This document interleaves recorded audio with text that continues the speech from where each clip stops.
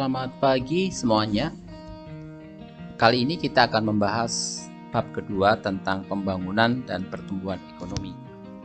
Pengertian pembangunan ekonomi ialah sebuah proses perubahan menuju arah perbaikan yang dilakukan secara sadar dan terencana untuk meningkatkan taraf hidup masyarakat. Atau secara lebih luas, bisa diartikan pembangunan ekonomi merupakan usaha untuk meningkatkan atau mempertahankan pendapatan per kapita dengan tetap memperlihatkan tingkat pertumbuhan penduduk disertai perubahan mendasar pada struktur ekonomi. Kemudian, 3 elemen pembangunan ekonomi. Yang pertama adalah pembangunan itu sebagai proses. Artinya, pembangunan itu merupakan suatu tahap yang harus dijalani oleh suatu negara untuk mencapai tujuan tertentu. Elemen yang kedua, pembangunan usaha untuk meningkatkan pendapatan per kapita. Artinya, pembangunan sebagai usaha merupakan tindakan yang aktif harus dilakukan oleh suatu negara melibatkan peran serta masyarakat dalam rangka meningkatkan pendapatan per kapita. Elemen yang ketiga yaitu peningkatan pendapatan per kapita yang berlangsung dalam jangka panjang. Maksudnya, perekonomian suatu negara yang berkembang apabila pendapatan per kapita meningkat dalam jangka waktu yang panjang, bisa dikatakan bahwa pembangunan ekonomi suatu negara itu telah faktor-faktor pembangunan nasional atau pembangunan ekonomi. Faktor ekonomi yang pertama itu sumber daya alam. Sumber daya alam ini berperan sebagai bahan baku dan sumber energi bagi kegiatan ekonomi. Jadi jumlah sumber daya alam yang melimpah disertai pemanfaatan yang tepat guna akan mendukung percepatan pembangunan nasional atau pembangunan ekonomi. Kemudian sumber daya manusia. Sumber daya manusia merupakan pelaku utama dalam kegiatan ekonomi. Jadi semakin banyak dan beragam kegiatan ekonomi yang dilakukan manusia, akan semakin besar tingkat pertumbuhan ekonomi suatu negara itu. Kemudian modal. Modal ini adalah persediaan faktor produksi yang dibentuk dan digunakan untuk menjalankan proses produksi. Kemudian teknologi dan kewirausahaan. Teknologi ini merupakan sarana penyedia barang-barang yang diperlukan untuk keberlangsungan hidup dan kenyamanan manusia. Jadi keberadaan teknologi ini mampu mendukung efisiensi dan efektivitas produksi. Kemudian yang kewirausahaan di sini adalah kegiatan memenuhi kebutuhan diri sendiri melalui usaha-usaha mandiri. Nah, faktor non-ekonomi yang kedua, yang pertama ini meliputi sosial budaya, meliputi faktor adat istiadat, kebudayaan, tradisi masyarakat setempat. Kemudian ada keadaan politik, di sini berkaitan dengan situasi kondisi sistem ketatanegaraan di suatu negara. Misalnya kalau politik suatu negara itu bagus, berarti negara ini akan fokus juga pada pembangunan nasionalnya. Kemudian birokrasi atau kelembagaan.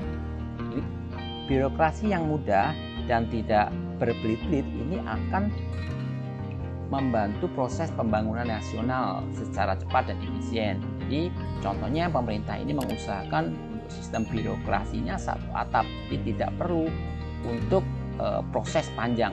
Kemudian ada etos kerja masyarakat. Etos kerja ini berkaitan dengan sistem kerja masyarakat dan pemerintahan yang saling bekerja sama. Misalnya etos kerja masyarakat yang disiplin, kemudian etos kerja yang sadar akan kewajiban dan haknya, ini akan membantu dalam pembangunan ekonomi atau pembangunan nasional. Jadi indikator pembangunan nasional yang pertama adalah indikator moneter, ini berkaitan dengan pendapatan per kapita dan kesejahteraan ekonomi. Kemudian indikator non moneter ini adalah indikator sosial, indeks kualitas hidup dan indeks pembangunan manusia.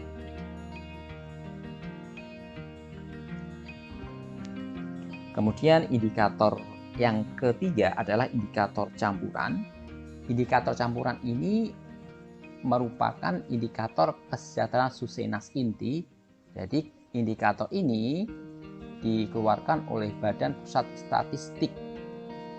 Ya, jadi mengukur kesejahteraan suatu negara itu dengan susenas inti, yaitu meliputi pendidikan, kesehatan, perumahan, kemudian angkatan kerjanya, kemudian keluarga berencana, tingkat konsumsi per kapita, kemudian angka kriminalitas, kemudian akses masyarakat pada media massa. Itu adalah indikator kesejahteraan susenas. Kemudian masalah-masalah pembangunan ekonomi di negara berkembang. Apa saja di sini? Yang pertama adalah kemiskinan. Kemiskinan merupakan ketidakmampuan masyarakat untuk memenuhi kebutuhan dasar seperti makanan, pakaian, tempat tinggal, pendidikan dasar, dan kesehatan. Jadi umumnya kemiskinan ini disebabkan oleh masyarakat yang tidak memperoleh pendapatan yang layak dan tidak cukup untuk memenuhi kebutuhannya. Kemudian ada pengangguran. Pengangguran ini menggambarkan ketidakseimbangan antara jumlah sumber daya manusia dengan jumlah lapangan pekerjaan yang ada. Jadi kondisi ini menunjukkan kurang optimalnya pemanfaatan sumber daya ekonomi, yaitu berupa angkatan kerja. Kemudian ada kerusakan sumber daya alam. Jadi di negara berkembang biasanya proses pembangunan ini tidak terlepas dari pemanfaatan sumber daya alam. Tetapi pemanfaatan sumber daya alam yang berlebihan dan mengeksploitasi ini akan merusak alam. Kemudian pertumbuhan penduduk. Jadi salah satu masalah pembangunan ekonomi adalah banyaknya atau pertumbuhan penduduk di suatu negara. Jadi semakin banyak jumlah penduduk suatu negara berarti semakin kompleks permasalahan yang ada, sehingga di sini memerlukan penanganan khusus untuk mengendalikan jumlah. Nah, seperti apa kebijakan dan strategi pembangunan? Kita lihat, jadi kebijakan dan strategi yang tepat dan sesuai kondisi suatu negara dapat mendukung efisiensi dan efektivitas proses pembangunan yang dilakukan sehingga dapat mendorong keberhasilan dan pembangunan ekonomi. Jadi dalam melaksanakan kegiatan perencanaan pembangunan nasional Indonesia, pemerintah ini dibantu oleh Kementerian Perencanaan dan Pembangunan Nasional atau Badan Perencanaan Pembangunan Nasional Bappenas. Sesuai dengan Undang-Undang 25 tahun 2004 tentang Sistem Perencanaan Pembangunan Nasional, yaitu kebijakan yang pertama adalah Kebijakan Pembangunan Nasional Indonesia. Nah, jadi kebijakan ini meliputi kebijakan menyusun rencana pembangunan nasional. Itu meliputi rencana pembangunan jangka panjang, rencana pembangunan jangka menengah, dan rencana kerja pemerintah. Kemudian ada kebijakan penganggaran, ini berkaitan dengan penyusunan alokasi pendanaan atau kebijakan pemantauan dan evaluasi pelaksanaan perencanaan pembangunan nasional. Kemudian ada kebijakan penanganan permasalahan yang mendesak. Yang kedua adalah strategi pembangunan nasional. Ini meliputi mengembangkan pembangunan pusat-pusat perekonomian di setiap pulau. Kemudian memperkuat hubungan nasional baik lokal maupun internasional. Kemudian mempercepat pembangunan iptek. Baik, selanjutnya kita akan membahas tentang pertumbuhan ekonomi. Jadi apa sih yang dimaksud dengan pertumbuhan ekonomi itu? Jadi pertumbuhan ekonomi ini adalah kondisi di mana terjadi peningkatan produk domestik bruto suatu negara tanpa memandang apakah kenaikan tersebut lebih besar atau lebih kecil dari tingkat pertumbuhan penduduk, atau peningkatan kemampuan suatu negara dalam menyediakan barang ekonomi bagi penduduknya.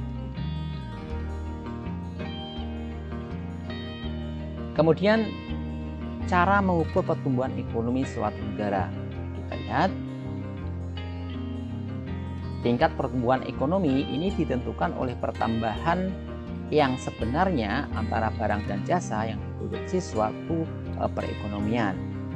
PDB atau PNB dengan harga konstan atau real ini digunakan untuk mengukur pertumbuhan ekonomi secara keseluruhan.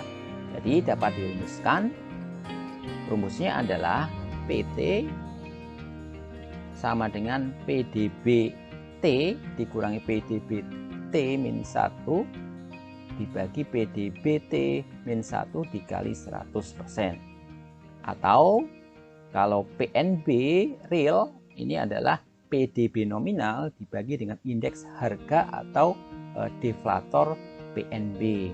Artinya ini harga sebenarnya ya. Nah, keterangannya PT itu pertumbuhan ekonomi periode T atau periode yang akan dihitung. Kemudian PDBT adalah PDB real periode tahun yang dihitung. Kemudian PDB T-1 ini adalah PDB periode tahun sebelumnya.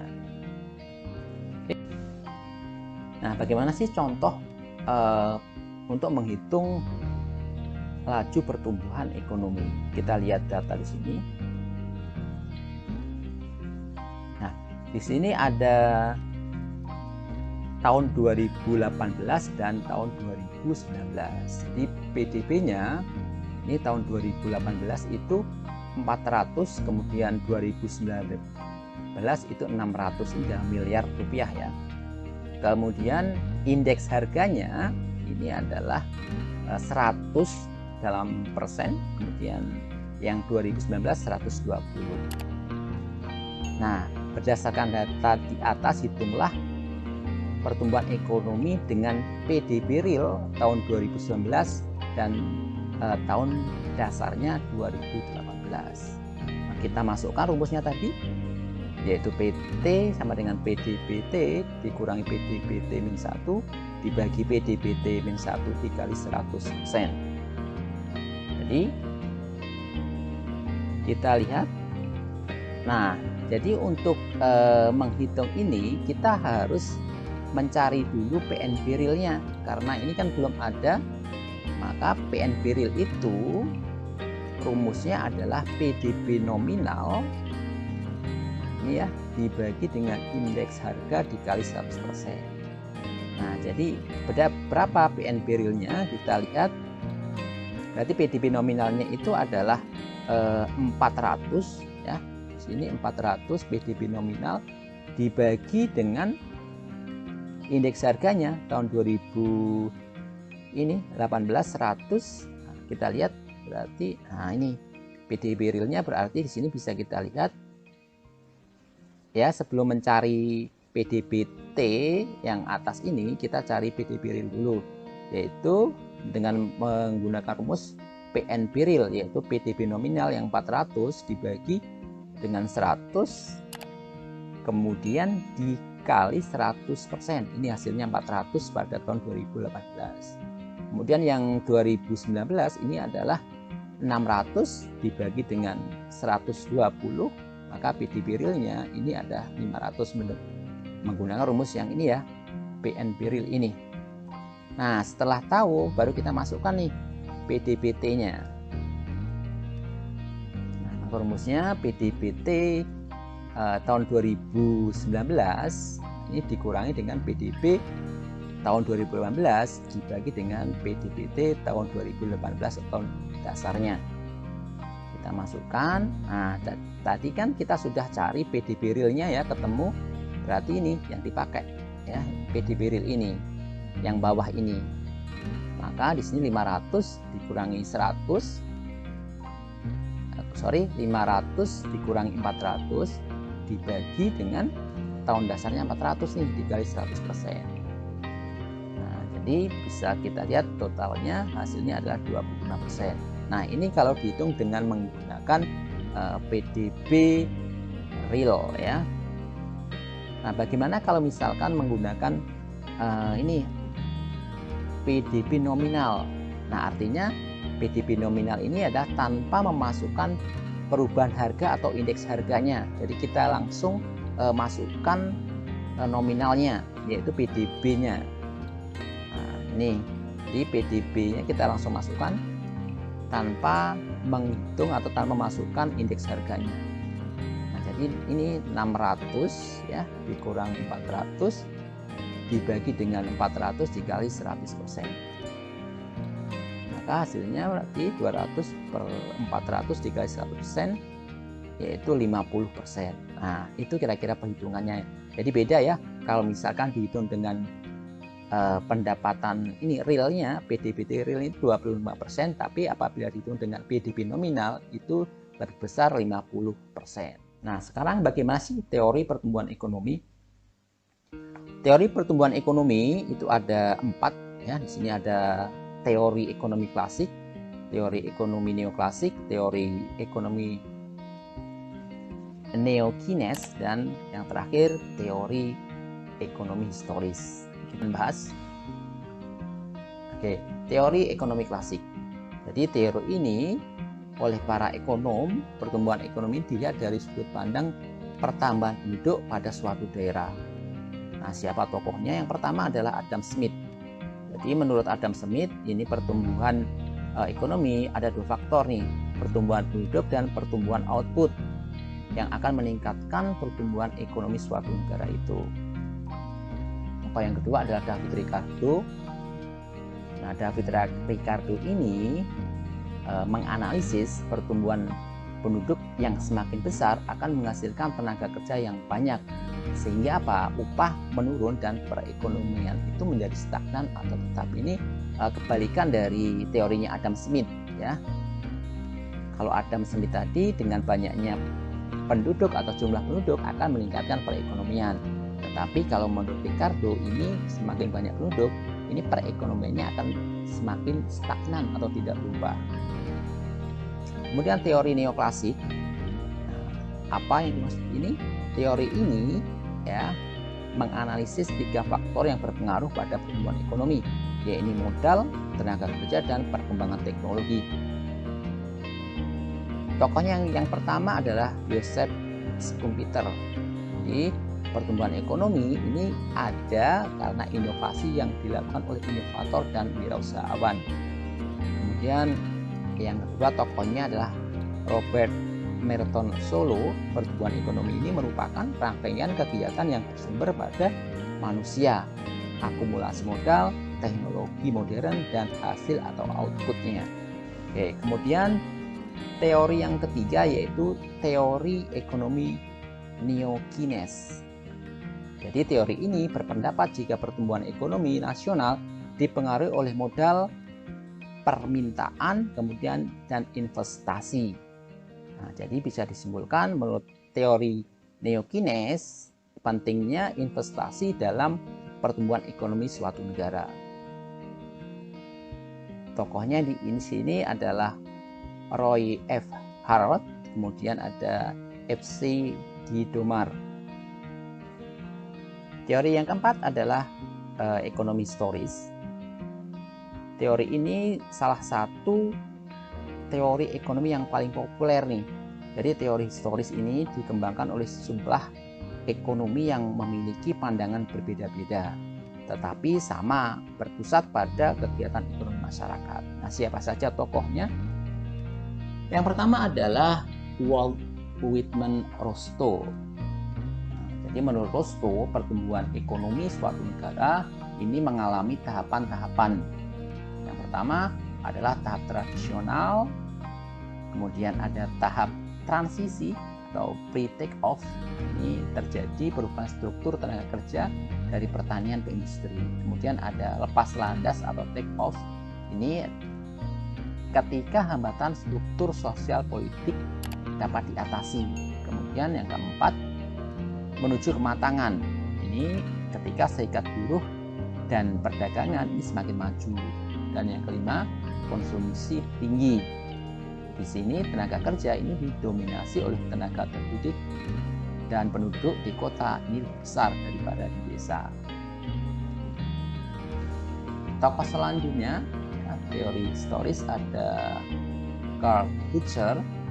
Ini mengatakan bahwa teori pertumbuhan ekonomi suatu negara didasarkan oleh hubungan konsumen dengan produsen.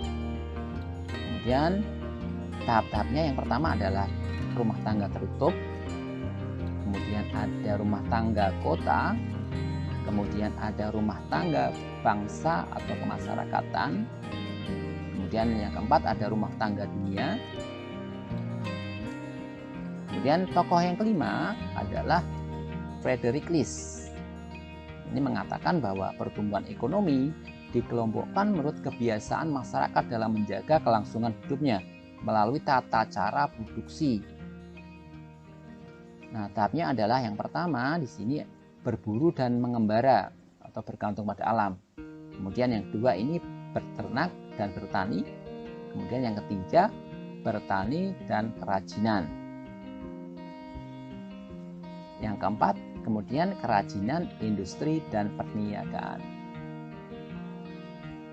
Tokoh selanjutnya adalah Werner Sombart.